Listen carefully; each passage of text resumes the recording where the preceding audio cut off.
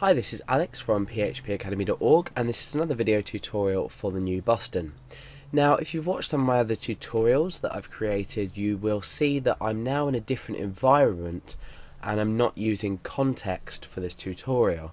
Now, there's a reason for this. When we send mail in PHP using the mail function, it's not going to work from my local server because I don't have the support to send the email on my local server. And you may find this as well. You can set this up, but I won't be talking about how to do this on a local server. As with most paid hosting, you will have access to be able to send mail using this function. So let's go straight ahead and send a basic email. So I'm going to create a file now called index.php. I'm going to click create new file. That's created that in here for me.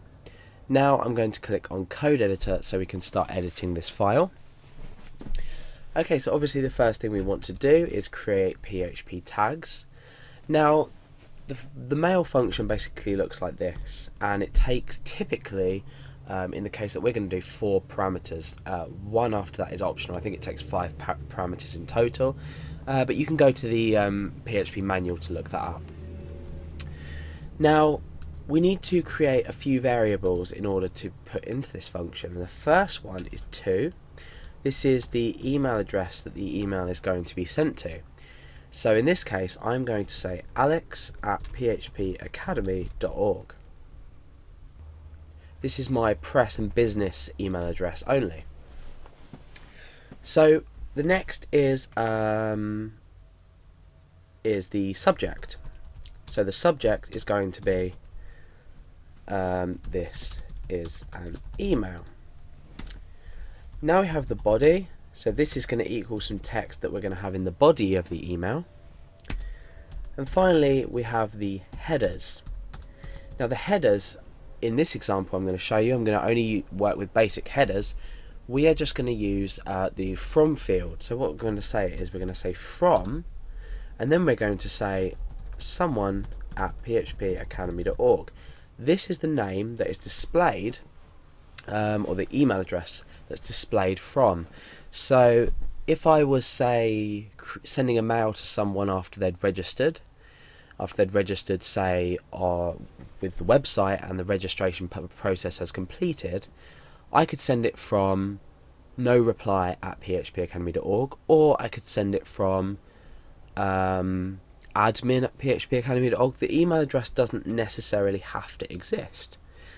So let's specify a body. Let's say we're going to come down here and we'll start saying, in fact we'll go up here, we'll say this is a test email. I'm going to use \n to go to a new line, and then \n now to go 2 new lines, so I'm starting a new paragraph. Hope you got it. Okay, so now what I need to do to actually send the email is use the mail function and then pass these arguments to actually send the email. So the first one you need to specify is who it's to, so the recipient's email address. Then you need to specify the subject of the email. So our subject is this is an email. Then you need to specify the body, so our body here is equal to this is a test email. We go down a new paragraph, which is equivalent to 2 lines, and then we say hope you got it. Now what we need to do is give the headers, and there's plenty of information that we can pack into here, but for now this simple mail function tutorial, just giving you an idea of how it works, I'm just saying from someone. So this is the name that is going to be displayed when we pick up the email. Now this is all well and good, but what happens if the mail function doesn't work? Well, I'm going to enclose this in an if statement and say if mail, then do something here.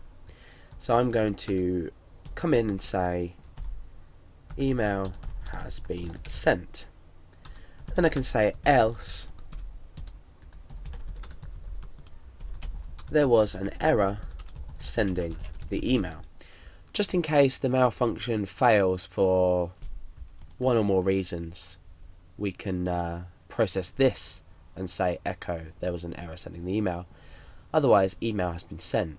We could even say email has been sent to, and then specify the to variable that we've created up here.